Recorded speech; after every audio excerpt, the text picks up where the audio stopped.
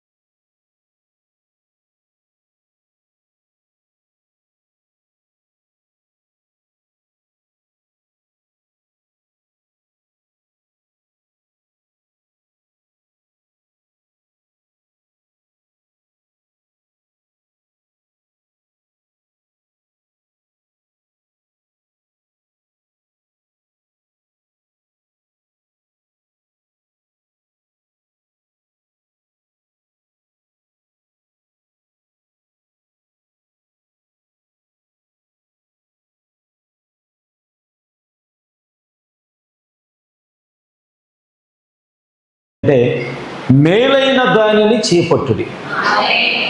ఏమిటండి అంశము? అంటే కీడైనది కూడా ఉంటుందా? పోయినసారి చెప్పాను నేను, ఎక్కడ సికింద్రాబాద్లో చెప్పాను పోయిన ఆదివారం. నేను పౌలు అంటున్నాడు, నేను ఎప్పుడు మేలు చేద్దామని ఆలోచన చేసినప్పుడల్లా నాకు కీడే ఎదురవుతుంది. చాలాసార్లు మన జీవితాల్లో మనం ఏమనుకుంటామంటే, అసలు నాకు ₹1 కోటి ఉంటే, వినండి, నాకు ₹1 కోటి ఉంటే మా బంధువులకి వాళ్ళకు ఒక 2 లక్షలు, వాళ్ళకు ఒక 5 లక్షలు, ఇంకా సంఘంలో ఎవరు బలహీనలు ఉన్నారు, ఎవరైనా నోరు తెరిచి అడిగితే ఒక 10 లక్షలు, ఎవరికైనా ఇల్లు లేదా ఒక ఇల్లు కట్టించేద్దాం, ఎవరికైనా డబ్బులు లేకుండా వస్తే కావాల్సినంత అడిగినంత డబ్బులు ఇచ్చేద్దాం. మన కోరికలు ఎట్లుంటాయి? అవి కళ్ళల్లోనే ఉంటాయి, కానీ చేతికి రూపాయి రావు. ₹1 కోటి ఉంటే అనుకుంటావు కదా, నా దగ్గర ఉంటేనా అసలు ఈ పేదరికం అంతా తొలగించుకొని ఎలా అనుకుంటాం, కానీ మన చేతికి డబ్బులు రావు. కానీ ఇక్కడ దేవుని యొక్క వాక్యములకు మనం వెళ్ళినప్పుడు మేలైనది ఏమిటి, దీని గురించి మనం ఆలోచన చేద్దాం. బైబిల్ గ్రంథం చూస్తున్నాము. బైబిలు ఆజ్ఞ వెంబడి ఆజ్ఞ, సూత్రము వెంబడి సూత్రము, కొంత అచ్చటను కొంత ఇచ్చటను. వాక్యం ఎప్పుడు ఒక స్థలములో నుంచి దేవుడు తీసుకోలేదు. ఎందుకంటే బైబిల్ గ్రంథంలో యేసుక్రీస్తు ప్రభులు వారి కాలములో కూడా, జాగ్రత్తగా వినండి, యేసుక్రీస్తు ప్రభులు వారి కాలములో కూడా ఆయన ధర్మశాస్త్రములో ఉన్నటువంటి అనేక విషయాలు తీసుకొచ్చి మాట్లాడాడు ఆయన. ఆమేన్.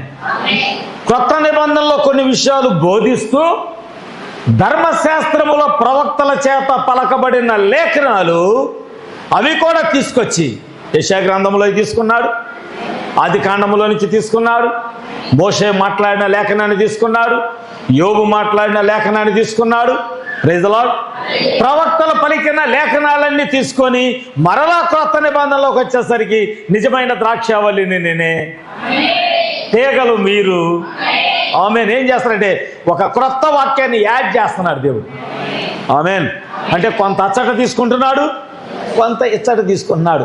ఇలా బైబిల్ గ్రంథంలో అనేక రకాలైన సందర్భాలు ఉన్నాయి. నేను దాన్ని మీకు కొన్ని విషయాలు నేను మీకు తెలియజేస్తా. ఏ విషయం తెలియచేయాలి అని ఆలోచన చేస్తే ప్రకటన గ్రంథం 1వ అధ్యాయం 10వ వచనం తీసుకోండి ఒకసారి. ప్రకటన గ్రంథము 1వ అధ్యాయం 10, 11 వచనాలు త్వరగా చదవాలి ఒకరు. ప్రభు దినమందు ఆత్మవశుడు అయి ఉండగా బోరధ్వని వంటి గొప్ప స్వరము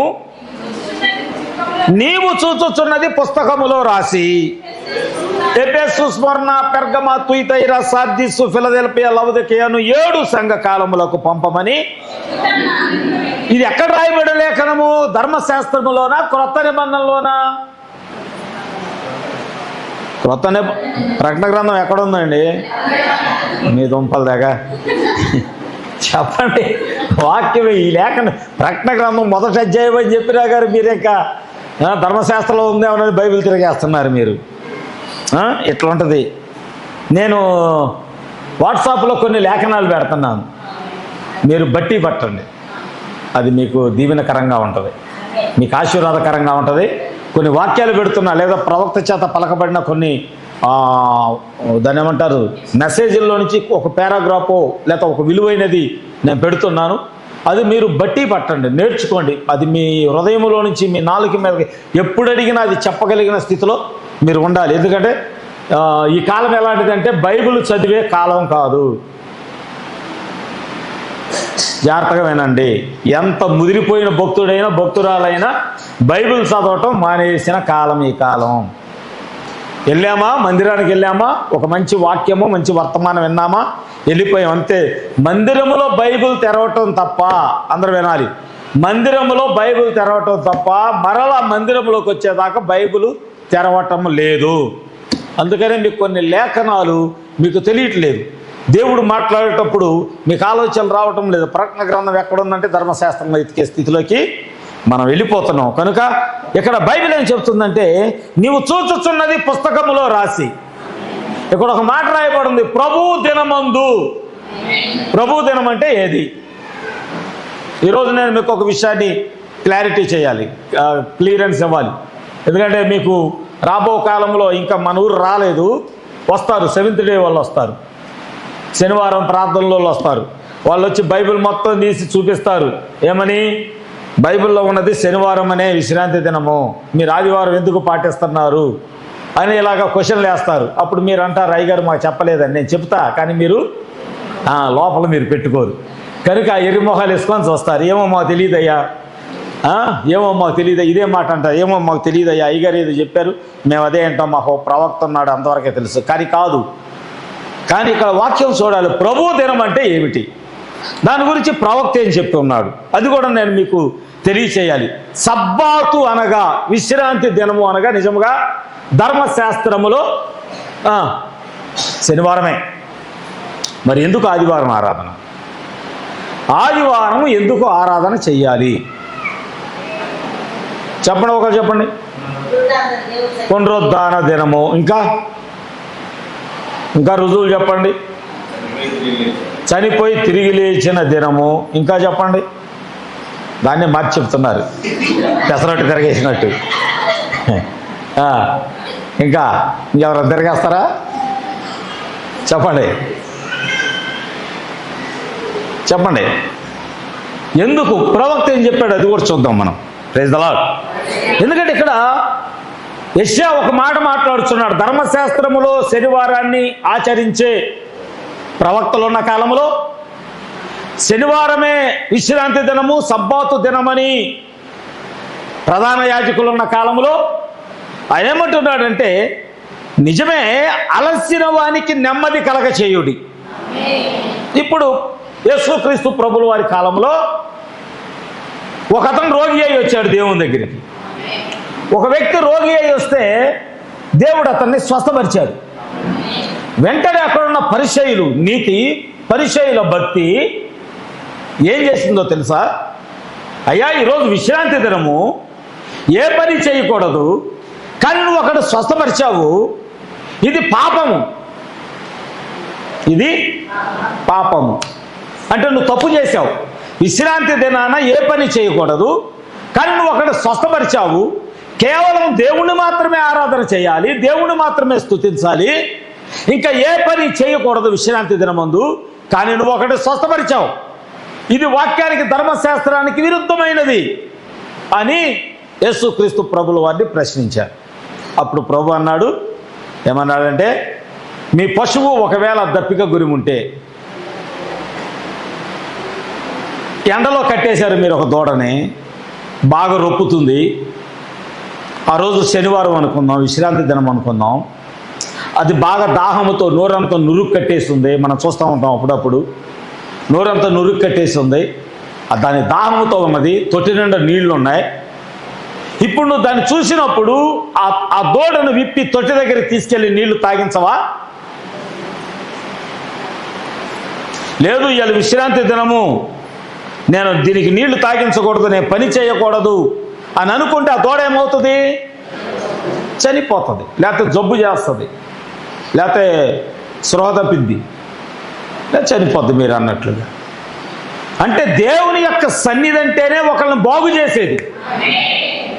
ఆమేన్. నువ్వు విశ్రాంతి దినాన్ని ఆచరించి, శనివారాన్ని ఆచరించి, సబ్బాతును ఆచరించి ఏం చేసావు?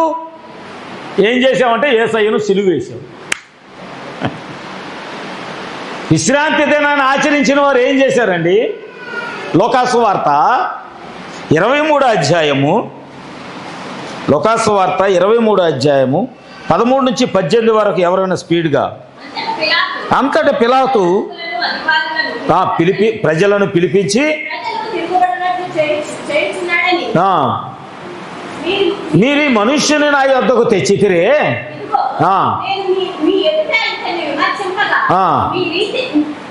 మీరు అతని మీద మోపిన, బైబిల్ చదవట్లా,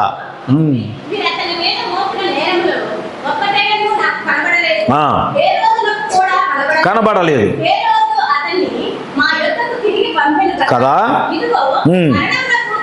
మరణమునకు తగినది ఏదియు ఇతడు చేయలేదు, కాబట్టి శిక్షించి విడుదల చేయుదునని చెప్పగా వారందరూ వీరిని చంపివేసి మాకు బరబ్బను విడుదల చేయమని ఏకగ్రీవముగా. ఎవరు వీళ్ళు? సబ్బాతును ఆచరించేవారు, విశ్రాంతి దినాన్ని పాటించేవారు, యూదులే విశ్రాంతిని ఆచరించేవారు. ఎవరు కోరుకుంటున్నారంటే బరబ్బను కోరుకుంటున్నారు. అర్థమైందండి? అందుకే నేను ఎప్పుడు చెప్తా, సంఘశాఖల వాళ్ళకి మనం అంటే ఎందుకు కోపం అంటే, ఆచారాల్లో దేవుడు ఉండడని మనం చెప్తే వాళ్ళ కోపం వస్తుంది, సిద్ధాంతాల్లో దేవుడు ఉండడంటే వాళ్ళ కోపం వస్తుంది. అవునా? అయ్యా కట్టుబాట్లలో దేవుడు ఉండడయ్యా అని చెప్తే వాళ్ళ కోపం వస్తుంది. సుందర్ కుమార్ గారి సంఘం ఒకటే పరలోకం వెళ్ళిద్దంట, ఇంకా ఏ సంఘము పరలోకం వెళ్ళదంట. నీ సంఘంలో వాక్యం ఉంటే నీ సంఘం కూడా వెళ్ళిద్ది, మీ సంఘంలో ఆచారం ఉంటే నీ సంఘం వెళ్ళదు. అందుకనే సంఘశాఖలోళ్ళు, మత శాఖలోళ్ళు లోకంలో ఉన్నాయి. సిఎస్ఐ, పెంతుకోస్తు, బాప్టిస్టు, ప్రెస్బిటేరియన్లు, ఏమండి చర్చ్ ఆఫ్ క్రైస్ట్, మెట్రోపాలిటన్, ఇంకా బాప్టిస్టులు, ఇంకా లోథరన్స్ లేవా? ఇవన్నీ ఏంటి? ఆచారాలతో కట్టబడిన సంఘాలు.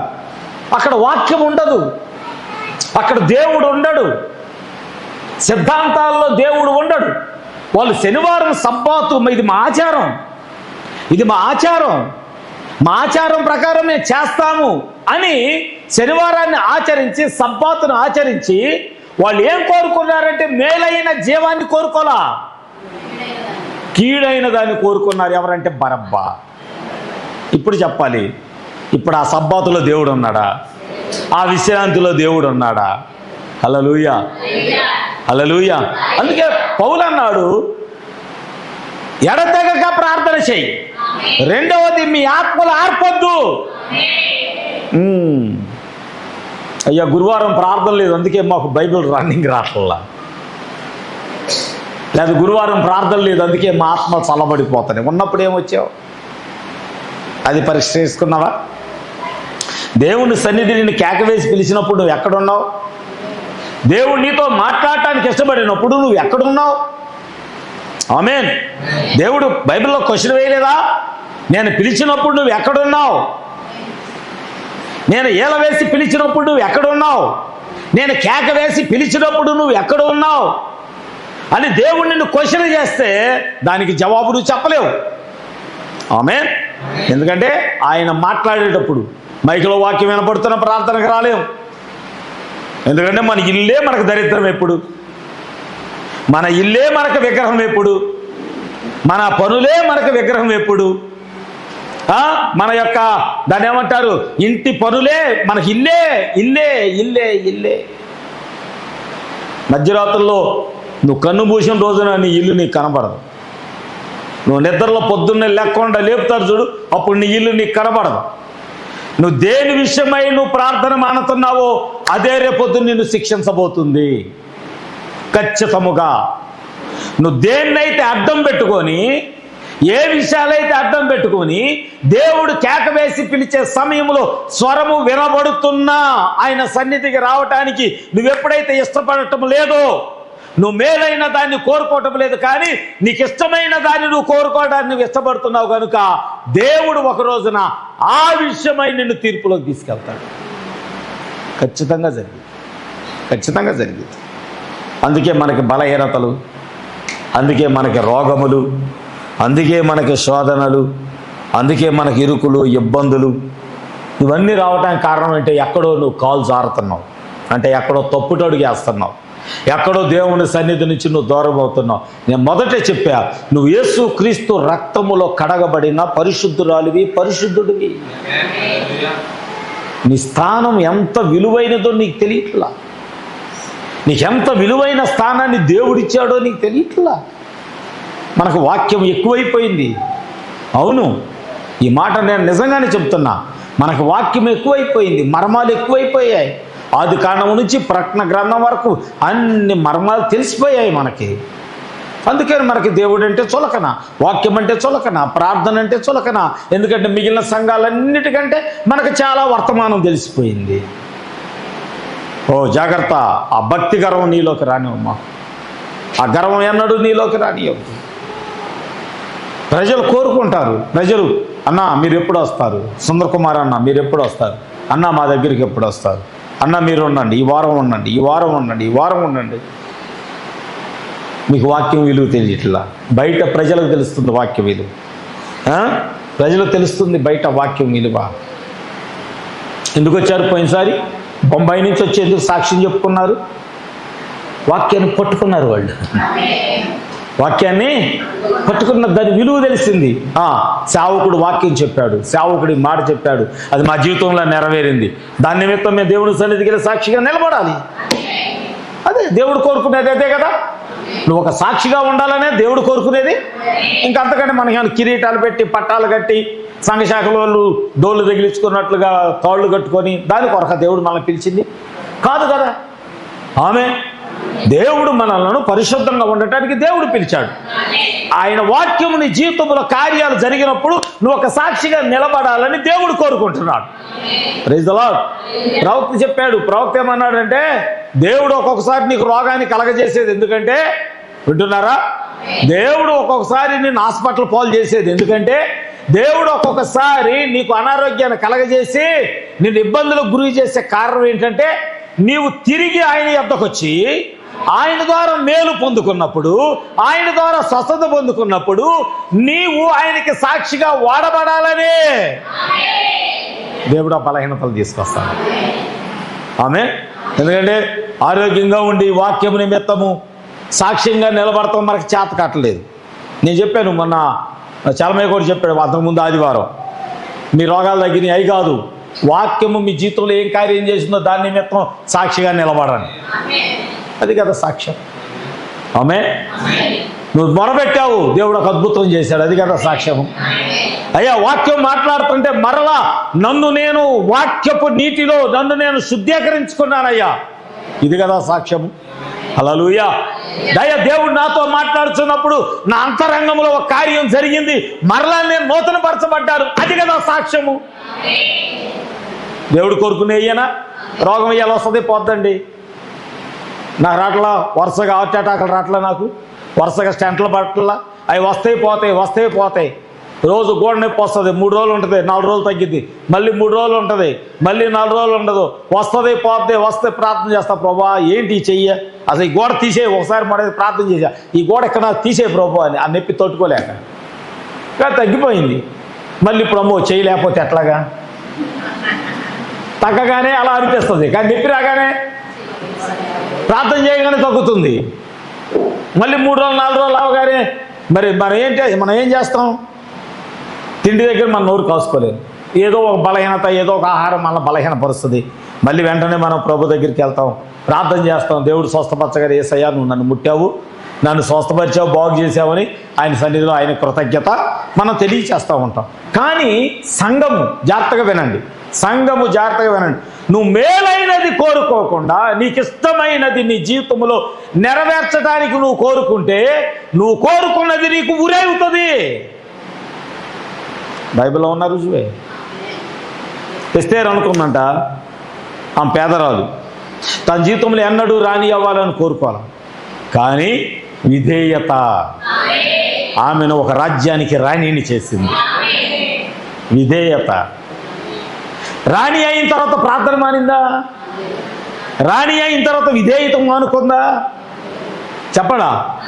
ఒక మంచి స్థానం వచ్చిన తర్వాత లోబడటం ఏమన్నా మానుకుందా? లేదు. కానీ మన జీవితాల్లో మనం ఒకసారి వెనక్కి పరిశీలన చేసుకుంటే మనం ఎదిగే కొలదిగా దేవునికి మనం శత్రువులు అవుతున్నాం. మనం అభివృద్ధి చెందే కొలదిగా వాక్యాన్ని చదవటం ఆపేస్తున్నాం. ఎందుకంటే మనకు సమయం లేదు, బిజీ.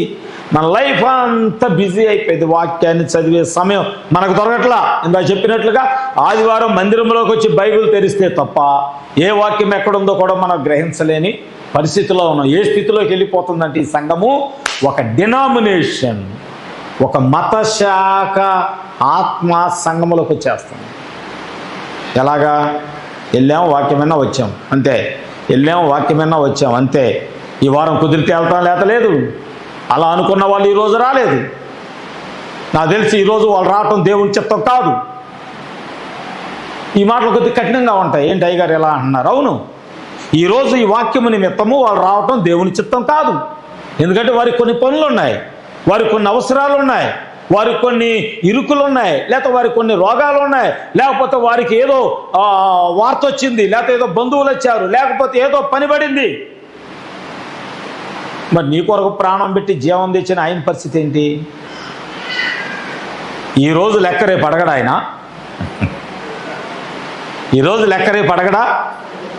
ఓహో, ఈరోజు ప్రార్థన మానేసిన వాళ్ళు ఒకవేళ ఇక జీవితంలో రాలేకపోయారు అనుకోండి ప్రార్థనకి, ఇక జీవితంలో మందిరంలో కాలు పెట్టే అవకాశము దేవుడు ఇవ్వలేదు అనుకోండి, అప్పుడేంటి వాళ్ళ ఆత్మ పరిస్థితి ఏంటి? రేపు నరకములో కాలదా? వాళ్ళ ఆత్మ నరకములో కాలదా? దేవుడు అన్నాడు, ప్రవక్తతో చెప్పాడు, నువ్వు వెళ్ళు, అక్కడ ఒక రాజు తనది కాని పని చేస్తున్నాడు, నువ్వు వెళ్ళి హెచ్చరికు అన్నాడు. వెళ్ళాడు, హెచ్చరికిచ్చాడు. హెచ్చరికిచ్చిన తరువాత ఆ రాజు ఏం చేశాడంటే, నేను చేసింది తప్పు అంటావా అని బలిపీఠం దగ్గర నుంచి తన చెయ్యిని ఎత్తి ఆ పాస్టర్ని, ప్రవక్తను లాగబోయాడు. చెయ్యమైంది, విగ్రహం అయిపోయింది, చెయ్యి రాయి అయిపోయింది, చెయ్యి శపించబడింది, సెల అయిపోయింది. సెల అయిపోగానే భయం వేసింది, అయ్యో నా చెయ్యి, అయ్యో నా చెయ్యి. అప్పుడు దాకా విర్రవీగి మాట్లాడిన వాడు కేకేస్తున్నాడు, అయ్యా దైవజనుడా, ప్రవక్త, నా చెయ్యి కొరకు నువ్వు ప్రార్థన చేయి, నా చెయ్యి కొరకు ప్రార్థన చేయి. మందిరములోకి వచ్చే విశ్వాసి సేవకుడి వైపు ఎప్పుడైతే ఏలు పెట్టి చూపిస్తున్నావో నీ హృదయము విగ్రహం అవుతుందని గుర్తించుకోను. నీ ఇంటిలో కఠినమైన పరిస్థితులు ఏర్పడుతున్నాయని గుర్తించుకోను. హల్లెలూయా. దైవ సేవకుడి వైపు, సేవకురాల వైపు దేవుడు ఊరుకోలా. సేవకుడు హెచ్చరిస్తే మోషేని ఎప్పుడైతే చులకనగా చూశారో బంధువులైన విడిచిపెట్టల దేవుడు. ఆమేన్. సేవకురాలైనటువంటి శారాను ఎప్పుడైతే ఒక రాజు తీసుకెళ్ళాడో, ఆమేన్, హల్లెలూయా, సేవకురాల విషయమై ఒక రాజు తోలనాడగానే, సేవకురాల విషయమై సంఘము నోరెత్తగానే దేవుడు ఆ ఇంటిలో ఉన్న గర్భ సంచులన్నీ మూసేశాడు. ఆయన సేవకుడన్నా ఊరుకోడు, ఆయన సేవకురాలుని అన్న ఊరుకోడు. ఆయన మీకు ఈ సత్యాలు తెలియకపోతే బైబిల్ చదువుకోండి. మరలా మోషే ప్రార్థన చేస్తే తప్ప వాళ్ళకి ఆ కుష్ఠరోగం పోలా, మరలా అబ్రహాము ప్రార్థన చేస్తే తప్ప ఆ కుటుంబానికి క్షేమాభివృద్ధి రాలా. జాగ్రత్త సంగమా, మన మనుషులు మనమెంత, మన బ్రతుకులు ఎంత, మనమెంత, మన ఆలోచన ఎంత. ఎంతకాలం ఉంటాం భూమి మీద చెప్పండి? 1000 సంవత్సరాలు బతుకుతానని బాండ్ రాశాడు, పెట్టండి ఎవడని. 100 వెయ్యొద్దు, 100 ఉందా? బైబిల్ రాసే సమయానికే 70-80 సంవత్సరాలు. బైబిల్ రాసే సమయానికి 70 సంవత్సరాలు. ఇప్పుడు ఎంత మనిషి ఆయుష్? 40 దాటి 40, అసలు 50 బతికాడంటే వాడు 50 సంవత్సరాలు బతికాడంటే నిజం సన్మానం చేయొచ్చు, దండ వేయచ్చు, పెద్ద ఊరికి పెట్టవచ్చు 50 సంవత్సరాలు వచ్చినాయి. ఎందుకంటే పాపము విస్తరించటాన్ని బట్టి మనిషి ఆయుష్ తగ్గిపోతుంది. మనుషుని యొక్క హృదయాలు చెడిపోవటాన్ని బట్టి దేవుడు వారి ఆయుష్లు తగ్గిస్తున్నాడు. ఆమేన్. ఎప్పుడైతే సేవకురాలని మాట అన్నాడో దేవుడు అన్నాడు, ఆమె విషయమై అతని విషయమై నువ్వు చచ్చిన వాడి విసుమి రాజున అన్నాడు దేవుడు. అంటే తన సేవకుడైన మోషేను మాట అన్నా దేవుడు ఊరుకోలా, తన రక్త సంబంధికులే వాళ్ళ కుటుంబం విషయమై దేవుడు కఠినంగా వ్యవహరించాడు, శపించాడు. ఆమె చూడండి, ఎందుకంటే ఈరోజు మన స్వభావాలు ఎలా ఉంటాయంటే, పాస్టర్ గారు కోతిలాగా ఉంటాడు, పాస్టర్ అమ్మ గారు కోతిలాగా ఉంటుంది. ఇవే కదా మనం మాట్లాడుకునే ఇళ్లలో,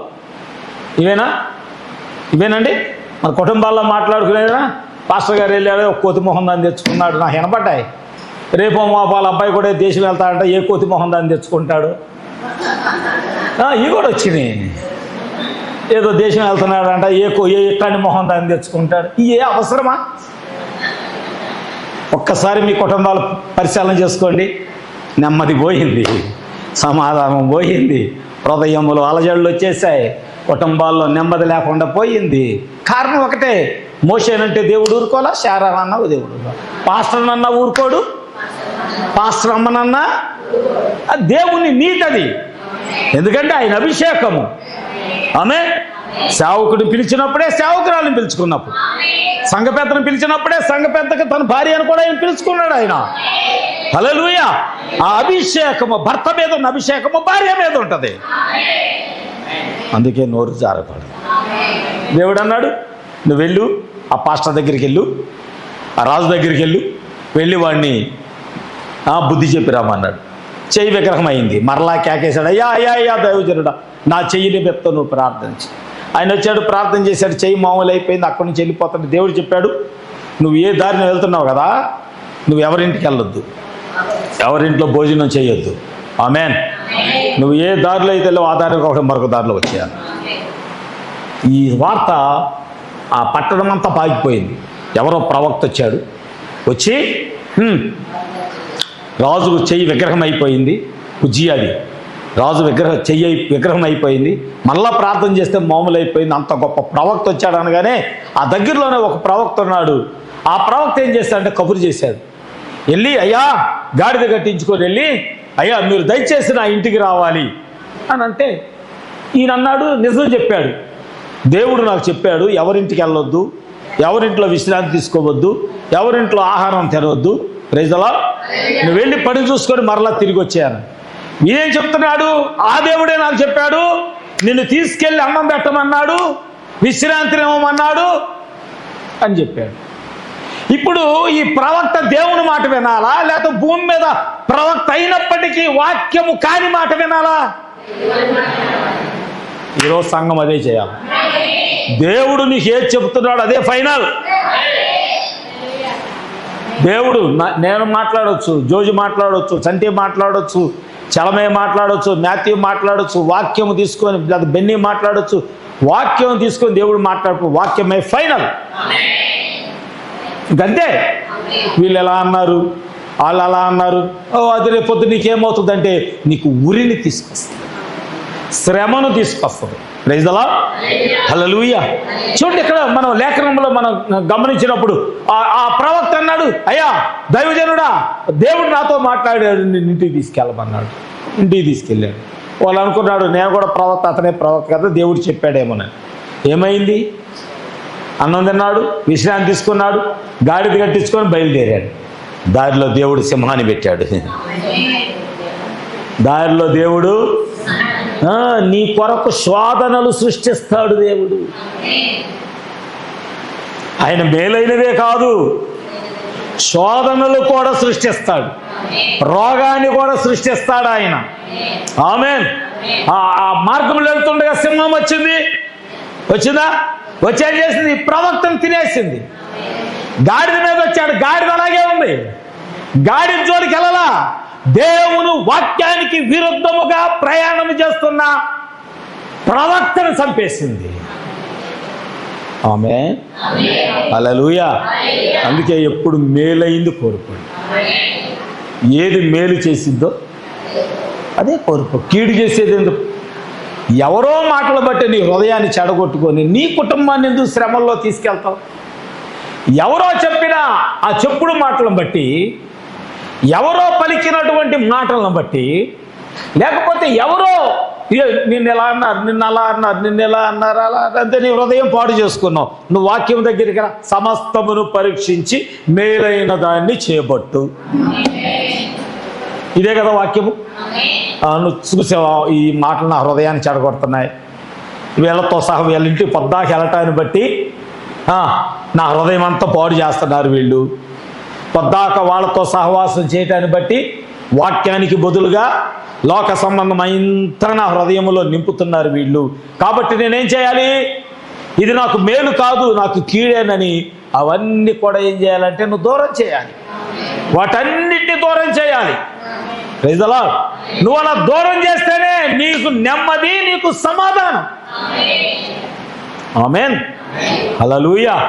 నువ్వు అవన్నీ హృదయంలో పెట్టుకున్నావు అనుకో, వాక్యం ఉండదు హృదయంలో. దేవుని వాక్యం హృదయంలో ఉండదు. దేవుడు అనేక సార్లు మన వాక్యంతో హెచ్చరిస్తున్నప్పుడు, ప్రభురాత్రి భోజనం అప్పుడు మళ్ళీ హెచ్చరిస్తూ ఉంటాడు. సరిగ్గా నువ్వు లేకుండా ప్రభురాత్రి భోజనాన్ని సరిగ్గా ఆచరించడం అంటే నెరవేర్చకుండా, ప్రభురాత్రి భోజనములు నీవు దాన్ని ఏమంటారు అయోగ్యముగా, యోగ్యత లేకుండా, సరి చేసుకోకుండా, హృదయంలో ఉన్న పాపాన్ని దేవుని దగ్గర విడిచిపెట్టకుండా, ఇంకా నువ్వెవరినో తిట్టావు, పాస్టర్ గారిని తిట్టావు అనుకో, వచ్చి చెప్పుకోవాలయ్యా నా హృదయంలో నీ గురించి నేను చెడుగా అనుకున్నాను, ఇంకా అది నా హృదయంలో నుంచి పోలేదు, నా హృదయంలో నుంచి ఇంకా నేను తీసేసుకోలేదు, కానీ ఇప్పుడు ప్రభురాత్రి భోజనంలో చేయి పెట్టడానికి ఆ పాపం నాకు అడ్డుగా కనబడుతుంది కనుక ఇప్పుడు నేను దాన్ని ఒప్పుకుంటున్నాను, దాన్ని విడిచిపెడుతున్నాను అని నువ్వు సరి చేసుకొని తీసుకుంటే నీకు మేలు కలిగింది. అయోగ్యముగా ఉండి తీసుకుంటే దేవుడు అన్నాడు అది మీకు శిక్ష, అది మీకు తీర్పు, అది మీకు ఉరిగా అది మారుతుందని దేవుడు మాట్లాడుతున్నాడు. ఇక్కడ ప్రజలు ఏం చేశారంటే సబ్బాతును పాటించేటటువంటి వారు, విశ్రాంతిని పాటించేటటువంటి వారు, శనివారాన్ని ఆరాధన దినముగా పాటించేటటువంటి వారు, నిజమైన జీవము వారి మధ్యకు వస్తే ఆయన తీసుకోవటానికి బదులుగా ఎవరిని కోరుకున్నారంటే బరబ్బను కోరుకున్నారు. ఎవరిని కోరుకున్నారు? నువ్వేం కోరుకుంటున్నావు ఈరోజు? ప్రవక్త అన్నాడు నీ ఎదుట జీవము మంచి చెడ్డలను రెండూ నీ ఎదుట పెట్టబడుతున్నాయి కదా. నీ కుటుంబం కానీ నీ జీవితం కానీ ఎప్పుడైనా నువ్వు దేనికి ఎక్కువ ఓటేస్తావో అదే నీ జీవితం. అర్థం కాలేదా?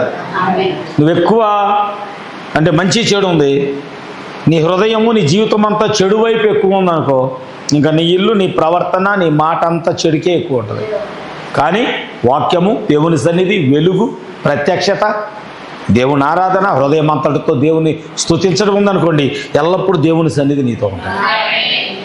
ఇదే నీ జీవితం.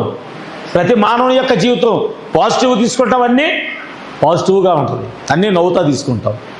మంచి విషయాన్ని కూడా నువ్వు కోపంగా తీసుకుంటే ఇక నీ జీవితం అంతా కోపంగానే ఉంటుంది. ప్రవక్త అన్నాడు నీ జీవితంను దేని వైపు ఎక్కువ మొగ్గు చూపుతావో అదే నీ జీవితం. ఆమేన్. హల్లెలూయా. ఎందుకంటే అది ఏదైనా తోట, అక్కడ దేవుడు మంచి వృక్షం పెట్టాడు, చెడ్డ వృక్షం పెట్టాడు. కానీ అవ్వ దేన్ని ఎన్నిక చేసుకున్నది? జ్ఞానమా జీవమా? జ్ఞానాన్ని కోరుకుంది. కానీ అక్కడ జీవం ఉన్నదే.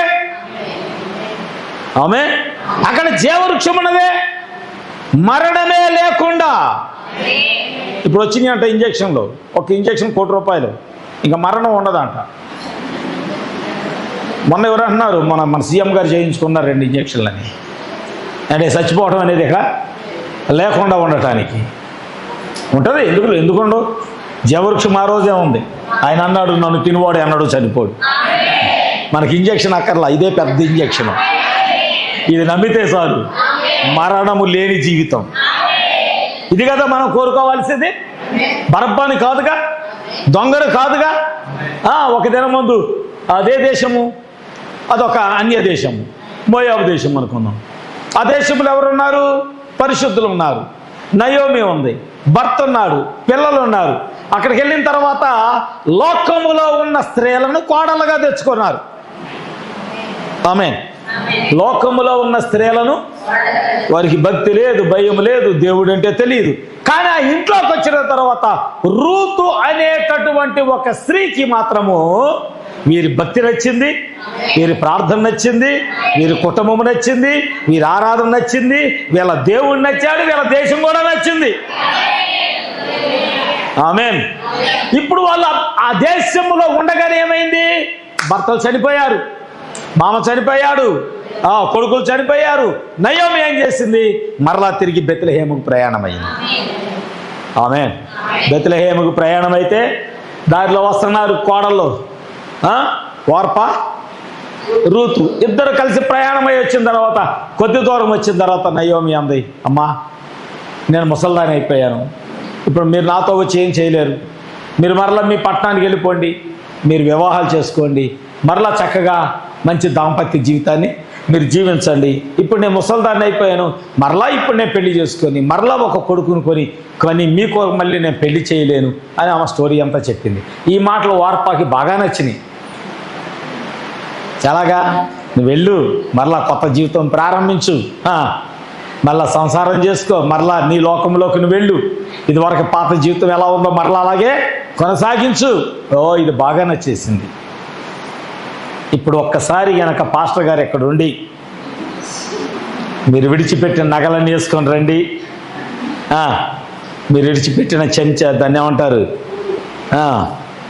తలుకులు బెలుకులన్నీ వేసుకొని రండి, మీరు ఇష్టం వచ్చిన వస్త్రాలతో రండి, యవనస్తులైన పిల్లలందరూ జీన్ ప్యాంట్స్ వేసుకొని రండి.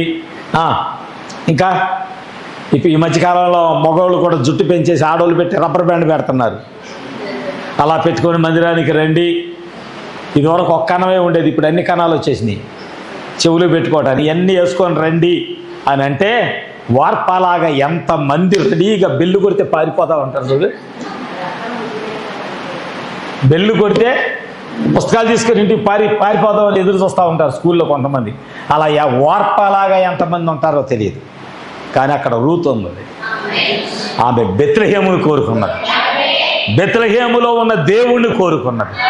హల్లెలూయా. తన అత్తతోనే ఉండటానికి ఆమె నిర్ణయం తీసుకుంది. ఇది అన్ని సమస్తాన్ని పరీక్షించి మేలైంది కోరుకోవటం అంటే రూతులాగా.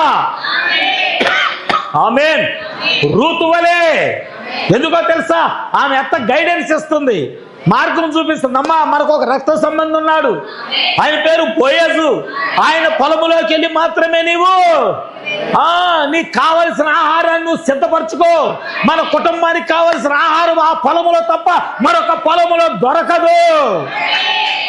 హల్లెలూయా, హల్లెలూయా. ఈరోజు దేవుడు మనకు ఒక వర్తమానం ఇచ్చాడు. ఈ కాలానికి ఆయన మేఘాన్ని పంపించాడు. ఆయన 1963 ఫిబ్రవరి 28వ తారీఖున 7 దూతలు మేఘం వలె భూమి మీదకి వచ్చి ప్రవక్త విలియం బ్రానమ్ని ఈ మేఘములోకి తీసుకొని వెళ్ళి, ఆమేన్, హల్లెలూయా.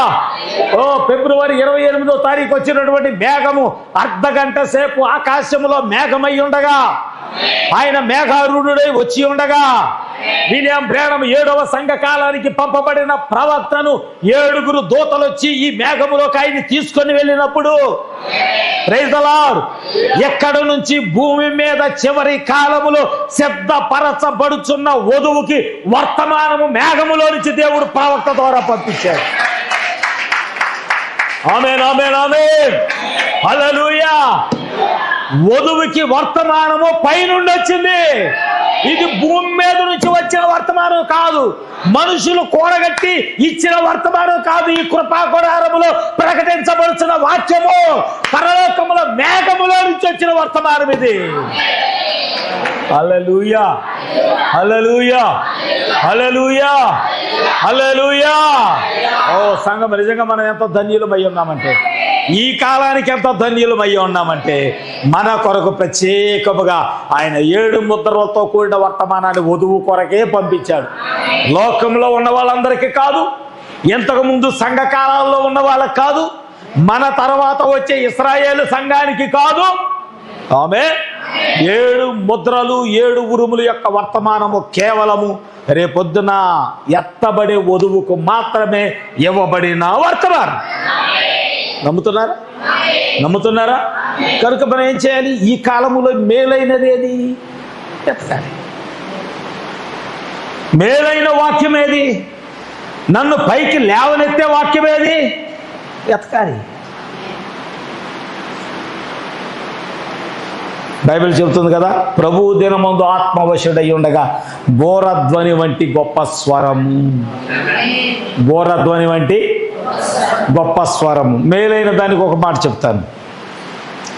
ఏమిటా మాట అంటే, దేవుడు అంటే బెతనియా కుటుంబానికి వెళ్ళాడు. ఎక్కడికి వెళ్ళాడు? ఒక గ్రామం వెళ్ళాడు. బెతనియా అనే ఒక ఊరు వెళ్ళాడు. ఆ ఊరు వెళ్తే ఆ ఇంట్లో 3 ఉన్నారు. ఒకరు మీకు తెలిసిన వాళ్ళు చెప్పండి. వీళ్ళకి లాజరు తెలుసు. తిడుతున్నారా? మార్తా, మరియా ఉన్నారు. అవునా? చరిత్ర ఏమని చెప్తుందంటే, లాజరు ఆ కాలంలో ఉన్న రాజు దగ్గర ఆయన లేఖకుడు. అంటే లేఖకుడు అంటే రైటర్, ఉత్తరాలు రాసేవాడు. సమాచారాన్ని ఒక దేశం నుంచి మరొక దేశానికి సమాచారం రాజు మాట్లాడుతూ ఉంటే, ఇప్పుడు స్టెనోగ్రాఫర్ అంటారు తెలుసా. పెద్ద పెద్ద కంపెనీలు ఉన్నాయి అనుకోండి, ఓనర్ గారు వెళ్తాడు, కూర్చుంటాడు. కూర్చోగానే సెక్రటరీ అనగానే నోట్స్ తీసుకొని వచ్చేస్తాయి. నోట్స్ తీసుకొని రాగానే ఆయన చెప్పుకుంటూ వెళ్తూ ఉంటాడు. స్పీడ్గా రాసేయాలేక ఇంకా ఆయన ఏం చెప్తున్నాడు, నోటికి వెళ్ళి పెన్నకి వెళ్ళి చూడటం కాదు. ఆయన చెప్తూ ఉంటాడు. నోట్ దిస్ పాయింట్ అంటాడు, ఒక పెద్ద బ్యాటర్ రెడీ చేస్తాడు, అంటాడు టైప్ కొట్టించి పంపించే అంటాడు. ఇంకంతే స్టెనోగ్రాఫర్. లాజరు కూడా స్టెనోగ్రాఫర్, ఒక లేఖకుడు. ప్రభువు చెప్పే బోధనంతా కూర్చొని రాస్తూ ఉండేవాడట. ఆమె ప్రభువు చెప్పే వర్తమానాలన్నీ రాస్తూ ఉండేవాడంట. కానీ మరియా ఆయన పాదాల దగ్గర కూర్చొని ఆయన స్వరాన్ని వింట, ఆయన బోధ వింట, ఆయన చెప్పేటటువంటి వాక్యాన్నంతా వింటూ ప్రభు పాదాల దగ్గర సమయాన్ని గడుపుతుంది. దేవుడేమన్నాడు తెలుసా? ఈమె ఉత్తమమైనది, ఇది ఉత్తమమైనది, ఆయన స్వరము వినటమే ఉత్తమమైనది. ఆమె అయిపోయింది కదా. రైట్. మార్త ఏం చేస్తుంది? మార్త ఏం చేస్తుంది? గట్టి చెప్పండి. పరిచర్య చేస్తుంది. రైట్. కానీ ఒక సమయం వచ్చింది. ప్రభు పాతి పెట్టబడ్డాడు, తిరిగి లేచాడు. లేచాడా? లేచిన తర్వాత ఆమె ప్రభువుని వెతుకుతుంది. ప్రభువుని వెతుకుతుంది. ప్రభు అక్కడే ఉన్నాడు. జాగ్రత్తగా విందాం. ప్రభు అక్కడే ఉన్నాడు. ఆమె వెతుకుతూ ప్రభుతో మాట్లాడతాయా, నా ప్రభువుని ఎవరైనా ఎత్తుకొని వెళితే చెప్పయ్యా, నేను నా ప్రభువుని తీసుకొని వెళ్ళటానికి వచ్చాను. ఇప్పుడు ఒక స్వరం వినపడుతుంది అక్కడ. ఆ స్వరము వినపడితే ఆమె గుర్తుపట్టట్లా. ఎందుకో తెలుసా? పునరుద్ధానుడైన దేవుని స్వరం అది. మరణించక ముందు ఉన్న స్వరము కాదు ఇది. సజీవుడై మరణాన్ని జయించి, పాతాళాన్ని జయించి, లోకాన్ని జయించి, సమాధిని జయించి, సాతానుని జయించి, జయశీలుడైన పునరుద్ధానుడైన యేసుక్రీస్తు యొక్క స్వరం అది. ఆమేన్. ఇప్పుడు ఆ స్వరము మరియతో మాట్లాడుతూ ఉంది. మరియా, ఆమెను అడిగాడు, మా ఏం వెతుకుతున్నావు, ఎవరిని వెతుకుతున్నావు? గుర్తుపట్టాలిగా. 2 రోజులాగా అయింది. 72 గంటలు కూడా అవ్వాలా ఆయన లేచి. 72 గంటల ముందు ఆమె వచ్చింది. ముఖానికి గొడ్డతో అద్దింది, అవునా? నీళ్ళు అందించకపోతే సైనికుడు ఏం చేశాడు? ఆమెను దూరం చేశాడు, అవునా? ఆమె ఆయన స్వరం ఆమెకు తెలీదా? ప్రతిసారి ఇంటికి వచ్చి బోధ చేస్తున్నప్పుడు ఆయన పాదాల దగ్గర కూర్చొని ఆయన స్వరాన్ని వినదుగా? మరి ఇప్పుడు వింటున్న స్వరం ఎందుకు గుర్తుపట్టట్లా? ఈరోజు నేను సంఘానికి అదే చెబుతున్నా.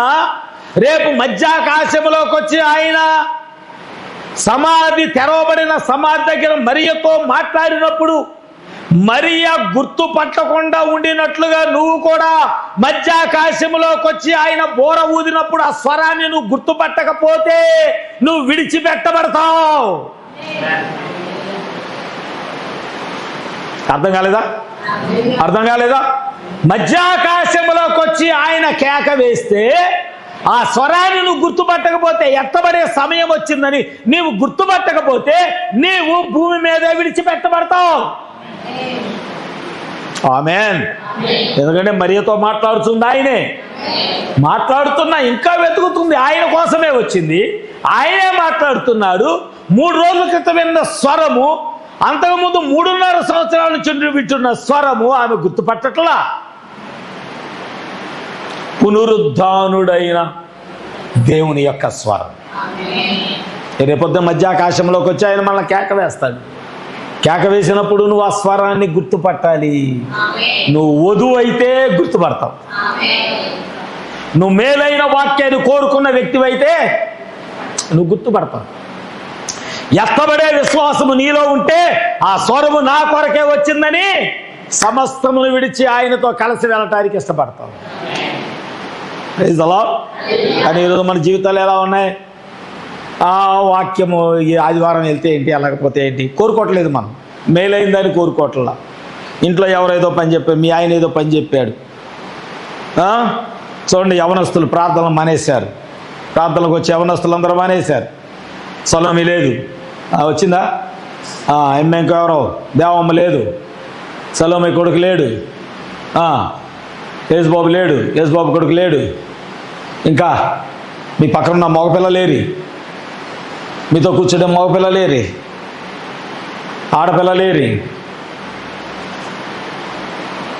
జాగ్రత్త, మీరు దేన్ని వెతుకుతున్నారో మీకు అది ఒక రోజున మీకు శ్రమ తేబోతుంది. దేవుని మేలైనది కాకుండా, మేలైనది ఏంటంటే దేవుని యొక్క వాక్యమే. ఆమేన్. మేలైనది ఏంటి?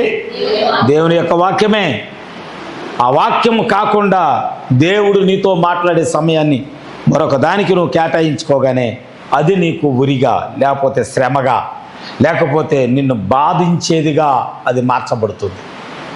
వారంలో ఒకసారి మందిరానికి రాలేమండి? వారానికి ఒకసారి. సరే, ఈ ఊర్లో లేవు, ఏదైనా ఊర్లో ఉండైనా అక్కడే నువ్వు మందిరానికి వెళ్తున్నావా ఆదివారం? సరే, ఇక్కడ దాకా రాలేకపోయావు, ఆదివారం ఊర్లో లేనయ్యా, వేరే ఊర్లో ఉన్నాను, పోనీ అక్కడ వెళ్ళావా? ఏదో ఒక మందిరానికి వెళ్ళి వాక్యం విన్నావా? లేదు లేదు లేదు. మరి నువ్వు దేవుని దూరం చేసుకుంటే ఎలాగా? దేవునికి దూరం అయి ఉంటే ఎలాగా? బరబ్బాను కోరుకుంటున్నావు, మోయాబును కోరుకుంటున్నావు, ఎవరో ఓర్పలాగా. కానీ మనం చూస్తున్నాం బైబిల్ గ్రంథంలో రూత్ ఏం చేసింది? నీ ప్రజలే నా ప్రజలు, నీ దేవుడే నా దేవుడు, నువ్వెక్కడ ఉంటావో నేను అక్కడే ఉంటాను, మరణము తప్ప నిన్ను నన్ను వేరు చేసేది ఏదీ లేదు, మరణము తప్ప. మేలైన దాన్ని కోరుకోవటం అంటే అది. ఆమె బైబిల్ గ్రంథంలో ఒక వేశ్యం ఉన్నది, ముగిస్తాను నేను. బైబిల్ గ్రంథంలో ఒక వేశ్యం ఉన్నది, ఎన్నో కుటుంబాల్లో పాడు చేసినటువంటిది. కానీ ఒక సమయం వచ్చింది, ఆ పట్టణాన్ని దేవుడు నాశనం చేయబోతున్నాడు అన్న విషయము ఆమెకు తెలిసింది. తన ఇంటికి వేగులు వారు వచ్చారు. ఆమె ఇప్పుడు ఏం కోరుకుంటుంది? మరణాన్ని కోరుకోవటం లేదు, జీవాన్ని కోరుకుంటుంది. అయ్యా, నేను బ్రతకాలనుకుంటున్నా, నేనే కాదు నా ఇంటి వారు కూడా బ్రతకాలని నేను కోరుకుంటున్నా. హల్లెలూయా. నా తండ్రి ఇంటి వారు, నా తల్లి ఇంటి వారు, నా సహోదరులు, నా కలిగిన వారందరూ బ్రతకాలని నేను కోరుకుంటున్నా. ఆమేన్. మనం కోరుకుంటున్నామా? మన పిల్లలు దేవుని సన్నిధిలో ఎదగాలి, నా భార్య దేవుని సన్నిధిలో ఎదగాలి, నా భర్త దేవుని సన్నిధిలో ఎదగాలి, నా కుటుంబం అంతా దేవునితో ఉండాలి. ఆ నిర్ణయం మీరు ఎప్పుడు తీసుకుంటారో నాకు తెలియదు. నేను అనేక సార్లు చెప్పా, ఆదివారం వచ్చిందంటే శనివారం నుంచే నీ సిద్ధపాట్లు ఉండాలి. అది ఎలాగ ఉండాలంటే మందిరములో అందరికంటే మొదట నా కుటుంబమే మందిరములోకి వెళ్ళాలి. నీ ఈ ఆలోచన వచ్చిన రోజున నీ ఇల్లు బాగుపడింది. నిజంగా చెప్తున్నా, నీకు ఈ ఆలోచన వచ్చిన రోజున. ఎందుకంటే యోహాను ఈ బూరధ్వని వంటి గొప్ప స్వరము వినినప్పుడు ఆయన అంటున్నాడు, నువ్వు చూస్తున్నది పుస్తకములో రాసి 7 సంఘకాలాలకి రాయమన్నాడు. అవునా? 7 సంఘకాలాలు ఎక్కడ ఉన్నాయి? భూమి మీదే ఉన్నాయి, పరలోకములో లేవు. ఆమేన్. ఈ భూమి మీద ఉన్న 7 సంఘకాలాలకి రాయమని పాత నిబంధనలో, కొత్త నిబంధనలో చెబుతున్నాడు. యెషయా గ్రంథము 30వ అధ్యాయము 8వ వచనం. యెషయా గ్రంథం 30వ అధ్యాయం 8వ వచనం. ధర్మశాస్త్రంలో చూద్దాం, కొద్దిగా ఇచ్చట కొద్దిగా అచ్చట చూద్దాం. రాబో దినముల్లో చిరకాలము వరకు నిత్యము సాక్షార్థముగా ఉండునట్లుగా వారి ఎదుట పలక మీద దీన్ని రాసి. చూడండి, యెషయాతో ధర్మశాస్త్రంలో దేవుడు చెప్తున్నాడు. దేవుడు యెషయాకి ఏ లేఖనం అయితే బయలుపరిచాడో అంటున్నాడు, ఇది రాబో దినాల్లో చివరి కాలము వరకు నిలిచి ఉండటానికి. చిరకాలము వరకు అంటే నిత్యము, అంతము వరకు ఇది నిలిచి ఉండటానికి నువ్వు వెళ్ళి వారి ఎదుట పలక మీద రాసి దీనిని గ్రంథములో లిఖించుము. యోహాను కూడా అదే చెప్తున్నాడు కదా, నువ్వు చూసింది పుస్తకంలో రాసి 7 సంఘకాలాలకి వర్తమానం పంపించు. యెషయా చెబుతున్నాడు, నీకొచ్చిన దర్శనము పలక మీద రాసి గ్రంథములో లిఖించు. నాకు మూడోసారి ఆపరేషన్ అవుతుంది కాలికి 3వ ఆపరేషన్ అవుతుంటే అప్పటికే దేవుడు నాకు 2 సార్లు వెళ్ళొచ్చా పరలోకం. అప్పుడు దేవుడు నన్ను పరిచర్యకి పిలవటము, కానీ వాక్యం ఎలా చెప్పాలో తెలియదు, వర్తమానం ఎలా సిద్ధపరచుకోవాలో తెలియదు, ఎలా రాసుకోవాలో తెలియదు, ఏం చేయాలో తెలియదు. అప్పుడు నేను ప్రభుని అడిగే, ప్రభా నువ్వు వెళ్ళి నా పని చెయ్యని నువ్వు చెప్పావు, పరలోకంలో చెప్పాడు దేవుడు నాకు. బాబీ నువ్వు వెళ్ళి నా మార్గంలో నువ్వు నడువు అన్నాడు. నేను ప్రభుతో అన్నా, ప్రభా నువ్వు వచ్చినప్పుడు నీకు నీ సంఘాన్ని అప్పగిస్తాను, వధువుని అప్పగిస్తాను. కొన్ని 100 సార్లు చెప్పాను ఈ మాట. వచ్చినప్పుడు నేను నీకు వధువుని అప్పగిస్తాను ప్రభా, సంఘాన్ని అప్పగిస్తానని దేవుడికి మాట ఇచ్చి వచ్చిన తర్వాత వధువుగా ఎలా సిద్ధపరచాలి, సంఘాన్ని ఎలా సిద్ధపరచాలి అది తెలియదు నాకు. ట్రైనింగ్ లేదు, బైబిల్ ట్రైనింగ్ లేదు కదా నాకు. నేను అక్కడ బైబిల్ ట్రైనింగ్ తీసుకోలేదు, అక్కడ వెళ్ళలేదు. మరి ఎలాగా దేవుని వాక్యం ఎలా చెప్పాలి? అప్పుడే ప్రార్థన చేస్తే ప్రభు హబక్కుకు 2వ అధ్యాయం 2వ వచనం, యెహోవా నాకు ఎలాగూ సెలవిచ్చెను, చదువువాడు పరిగెత్తుచు చదువు వీలగునట్లు ఆ దర్శనము విషయము పలక మీద స్పష్టముగా రాయి. ఇది దేవుడు నాకు ఇచ్చిన, హబక్కుకి ఇచ్చిన దర్శనం. యోహానుకు అంటున్నాడు పుస్తకములో రాయి, యెషయాతో అంటున్నాడు నీ గ్రంథములో రాయి, హబక్కుతో అంటున్నాడు నీకొచ్చిన దర్శనం ఆ పలక మీద స్పష్టంగా రాయి. ఒక రోజు వస్తుంది నువ్వు రాసినది ఒక దినమున నెరవేర్చబడింది. ఆమేన్. దేవుడు నాకు ఆ రోజు ఆ దర్శనం ఇచ్చాడు. ఆ వాక్యం ద్వారా దేవుడు నాతో మాట్లాడు, నేను నీకు ఏదైతే తెలియజేస్తానో నువ్వన్నీ కూడా ఏం చేస్తావు రాయి. అందుకే ఆ రోజు నుంచి ఈ రోజు వరకు నేను వర్తమానాలు రాసుకోవటమో, ప్రింట్అవుట్ తీసుకోవటమో, సిద్ధపాటు చేసుకోవటమో, కొన్ని వేల వర్తమానాలు ఎలాగున్నాయి. ఎందుకంటే దేవుడు నాకు ఇచ్చిన దర్శనం అది. హల్లెలూయా. పాత నిబంధనలో చెబుతున్నాడు, కొత్త నిబంధనలో చెబుతున్నాడు. వాక్యము ఆజ్ఞ వెంబడి ఆజ్ఞ, సూత్రం వెంబడి సూత్రము, కొంత అచ్చట కొంత ఎచ్చట, మేలైన దాన్ని చేపట్టుడు. ఆమేన్. ఏంటి మేలైనది నువ్వు చేపట్టాలి. ఇవి చాలా ఉన్నాయి లేఖనాలు, కానీ నేను ముగిస్తున్నాను సంగమా. కానీ ఎప్పుడైతే మనము దేవుని యొక్క వాక్యం దగ్గరికి వస్తామో, రాహాబు కోరుకున్నది నాకు మేలైనది కావాలి, ఆ బెత్లెహేము కావాలి. రూతు బెత్లెహేము కోరుకున్నది. Praise the lord. Hallelujah. Ruth ఏం చేసింది? బెత్లెహేము కోరుకున్నది. కానీ ఈ రోజున మనం ఏం చేస్తున్నామంటే ఎక్కడైతే ఏంటనే స్థితికి వచ్చేస్తున్నారు. జాగ్రత్త. కానీ కాదు. ఎందుకు దేవుడు యోహాను చెప్పాడు 7 సంఘకాలాలకే రాయమని ఎందుకు చెప్పాడు? వాక్యం ఆలోచించొద్దా? 7 సంఘకాలాలకే రాయమని చెప్తున్నాడు ఏంటినా? మరి వాక్యం ఇప్పుడు యోహాను చూసిన దర్శనం అందరికి కాదా? కాదు. ఆ 7 సంఘకాలాల్లో ఉన్న వధువుకు మాత్రమే. ఆమేన్. ఆ 7 సంఘకాలాల్లో దేవుడు సిద్ధపాటు చేసుకున్న వధువుకు మాత్రమే. హల్లెలూయా. కానీ ఈ చివరి కాలం వచ్చేసరికి దేవుడు ఏం చేశాడు? వధువుకి ఒక ప్రత్యేకమైన వర్తమానం ఇచ్చాడు. 7వ దూత పలికినప్పుడు, అవునా, 7వ దూత పలికినప్పుడు సమస్త మర్మము సమాప్తమగునని దేవుడు ఏం చేస్తాడు? వధువుకు మాత్రమే ఒక ప్రత్యేకమైన వర్తమానం. ఇప్పుడు ఈ భూమి మీద కొన్ని వేల సంఘాలు ఉండొచ్చు, కొన్ని వేల సంస్థలు ఉండొచ్చు, ప్రైజ్ ది లార్డ్. కానీ వధువు యొక్క హృదయం దగ్గరికి ఈ వర్తమానం వెళ్ళింది. వాళ్ళకే ఈ వాక్యం, అందరికి కాదు. అయ్యా ఎందుకని ఇంత మంచి వాక్యం జరుగుతుంటే ఎందుకు ఎక్కువ మంది రావట్లేదంటే వధువుకు మాత్రమే. నువ్వు నిర్ణయంలో ఉన్నావు, సంతోషించు. నువ్వు వాక్యంలో ఉన్నావు, సంతోషించు. ఇప్పుడు ఒకసారి ప్రవక్త శిష్యులు ఒక స్థలంలోకి వెళ్ళారు. బాగా ఆకలేసింది, ఊరు వెళ్ళారు. ప్రవక్తను అడిగారు ఆకలేస్తుందని. ప్రవక్త అన్నాడు పొలంలోకి వెళ్ళి ఏమన్నుంటే కోసుకుంటాడు అన్నాడు. శిష్యులు వెళ్ళారు, ఆకలి మీద వెర్రి ద్రాక్ష కాయలు కోసుకొచ్చారు. ఏం కోసుకొచ్చారు? వెర్రి ద్రాక్ష కాయలు కోసుకొచ్చారు. కోసుకొచ్చిన వాళ్ళు కనీసం మరి ఎవరినైనా అడిగారా? అయ్యా ఇది తినొచ్చా, ఇది తినకూడదని? వెర్రి అంటారు దాన్నే. సంఘంలో కూడా కొంతమంది కొట్టద్ది ఈ వెర్రి. మర్రి చెట్టుకు పట్టినట్టు పట్టిద్ది వెర్రి. ఏమంటే మర్రి చెట్టుకు ఓడలు ఉంటాయి చూసారా? మర్రికి ఓడలు పట్టినట్టుగా మనిషికి వెర్రి పట్టుకొని ఉంటుంది అనమాట. ఆ వెర్రి ఎక్కువ ఏం చేశారంటే ఎవరు నడకుండా మొత్తం ఒక బాణాల వేసి ఉడకబెట్టారు. ఉడికింది, కడుపులు ఆకలేస్తుంది, బాగా తిందాం అనుకున్నారు. ఉడకముందే ఎవడో చేయి పెట్టాడు. చేయి పెట్టి రుచి చూశాడు. ఎలా ఉంది? మామూలు చేతు కాదు, విషము. వెంటనే దైవజనుడు కేకేశారు, దైవజనుడా కొండలో విషం ఉంది. ఏం పోగేసుకున్నావు వాక్యాన్ని? మరి రక్షించబడ్డావు, ఇంతకాలం నీ హృదయంలో ఏం పెట్టుకున్నావు?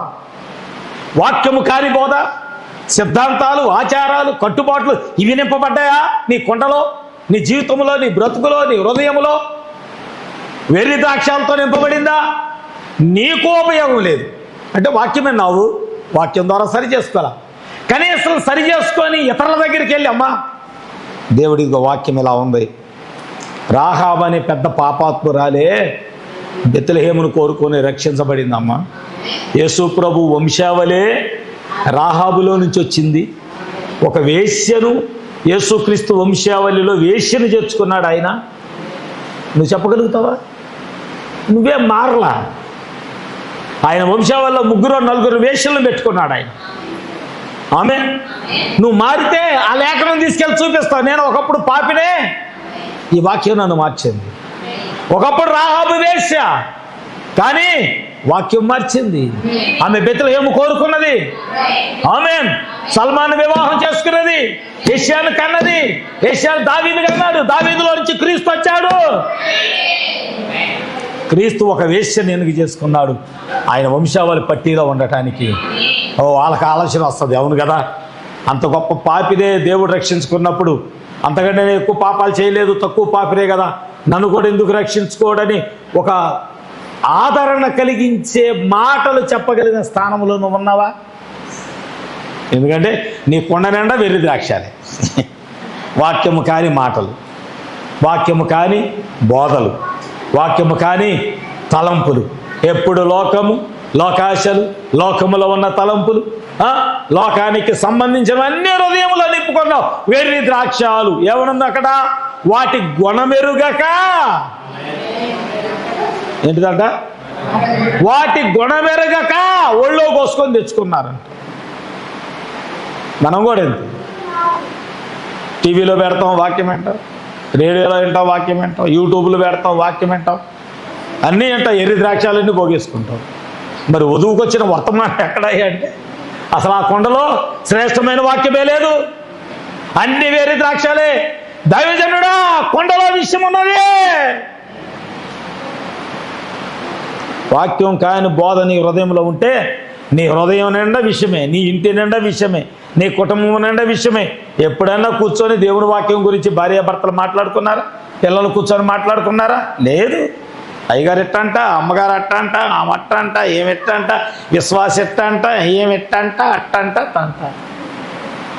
ఎప్పుడు మన ఇంట్లో జరిగే విషయాలు అంతే. నువ్వు ఎప్పుడైతే వాక్యము కాని మాటల్ని ఇంట్లో మాట్లాడుకుంటున్నావో ఆ మాటలే ఒక రోగమై నీ శరీరములో కందిరేగ గూడు కట్టుకున్నట్లుగా అక్కడ గూడు కట్టుకుంటా ఉన్నది. కొద్ది కాలం తర్వాత ఆ గూడు పగిలే సమయం వచ్చేసరికి అన్ని బాధలన్నీ ఎదురుకొచ్చేస్తాయి, కష్టాలు ఎదురుకొస్తాయి, శ్రమలు ఎదురుకొస్తాయి, దుఃఖం నీకు అర్థం కాదు ఎందుకు వచ్చినాయి అంటే నీ ఇంట్లో ఒక రోజున ఒక సంభాషణ జరిగింది. ఆ రాజు అంటున్నాడు, ఎవరా యువతి, ఎవరా కన్యక? సైనికులు వెళ్ళారు, ఎంక్వైరీ చేశారు. అబ్రహాం అన్నాడు, ఆమె నా సిస్టర్ అయ్యా, నా చెల్లెలయ్యా. రాజు అన్నాడు, అయితే తెచ్చేయండి, చెల్లెలే కదా, నేను వివాహం చేసుకుంటా. దేవుడు అన్నాడు, ఆమె విషయమై నువ్వు చచ్చిన వాడవు, ఆమె ఒక సేవకుని భార్య, ఆమె మీద నువ్వు చెయ్యకూడదు, ఆమెను అపవిత్రపరచకూడదు. ఆ గర్భసంచి నేను కావాలని ఉంచుకున్నా. ఆ గర్భసంచి ఒక వాగ్దాన పుత్రుడు కొరకు పాడైన గర్భసంచిని బాగు చేసి నేను ఉంచుకున్నా. ఆమేన్. యేసేపు అనుకున్నాడు మరియను విడిచిపెడదామని. దేవుడు అంటున్నాడు, యేసేవా ఈ గర్భసంచి కావాలని నేను ఉంచుకున్నాను, ఎందుకంటే నేను రావాలనుకుంటున్నా. ఓ రాజా, ఆ శారా గర్భసంచి నేను ఒక ప్రణాళిక నిమిత్తం ఎన్నుకున్నాను, ఎందుకంటే అక్కడ ఒక వాగ్దాన పుత్రుడు రావాలి. అందుకే ఈ గర్భసంచిని అపవిత్రపరచను. శారా గర్భసంచిని అపవిత్రపరచలా, మరియ గర్భసంచిని అపవిత్రపరచలా. ఎందుకో తెలుసా? ఇక్కడ వాగ్దానమై ఉన్న వాక్యము శరీరం ధరించుకోబోతుంది. ఆమేన్. అందుకే ఈ రోజున శ్రేష్టమైనది కోరుకోవాలి. యాకోబు ఏం కోరుకున్నాడు?